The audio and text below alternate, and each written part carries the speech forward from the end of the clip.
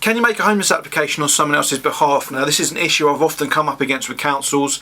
They'll say things like the person needs to approach in person to make an application, or they need to use a particular form.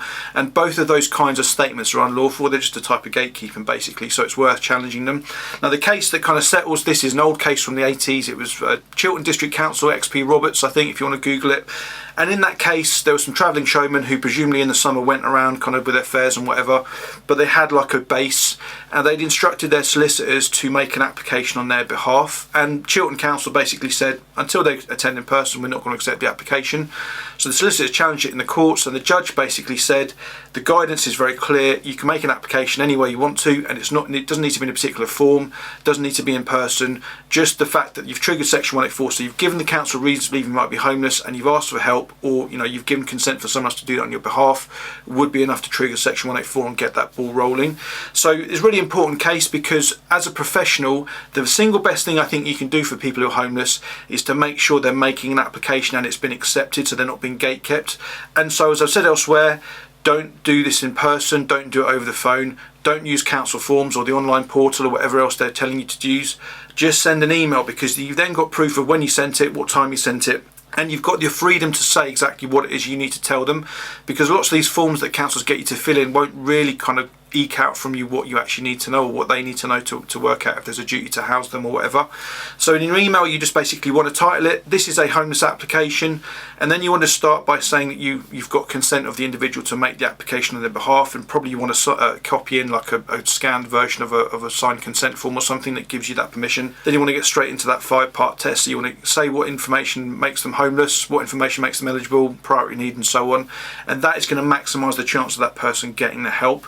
Now, there's additional things you can throw in here. So if you're getting this response from a council saying, oh, we can't take an application from you, quote that Chiltern case, and also quote 18.5 of the Code of Guidance, which says that applications can be made to any department of the local authority and expressed in any particular form.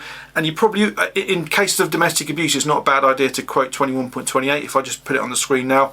So where appropriate, housing authority should accept referrals from concerned parties by allowing someone else to make the initial approach to the housing authority on behalf of a victim, provided the individual has the victim's consent. So this would obviously apply to professionals. It says to me also it potentially extend to concerned friends, family, that sort of thing as well, because helping them to kind of break down what the law actually says and kind of get them the assistance they need is probably a good thing you can be doing. So a real interesting stat that we got when I worked at Just Us, which just covers Bedford Borough. So we divided our clients, and there were hundreds of households over the years that we supported. So we put one column where people approached on their own in the first instance versus people who approached with our assistance, which would have usually entailed sending an email first. And for those who approached on their own, 86% of the time they were told there was no duty to house them, when there actually was, and we knew there was because we went back to the council and got them housed. Whereas when we went with them from the start, sending an email just to trigger it all off, it was only 12%. So you can see, just by making sure this application has been made properly, to the right, in the right way, so not to the street outreach team, not to the whatever else service that might be kind of picking stuff up, specifically to the team that deals with Part 7 of the Housing Act, you are massively increasing the chances of your clients getting housed. So yeah, in my experience, as I say, it's not unusual to have very senior managers spouting this kind of stuff, saying, oh, they need to attend in person. There will often be very good reasons for why the person can't attend in person in that situation. And nothing legally requires you to have a good reason. You can just, because that's your preference. I mean, I'm not saying you should be difficult, but you could do it legally. You're allowed to do it. So if you're getting that approach, ping them an email just quoting this stuff. If they don't then act reasonably and follow the law, just get straight to complaining to the chief exec, because there's no point wasting time kind of doing this sort of stuff. You want to show them that you mean business, that you actually know what the law is.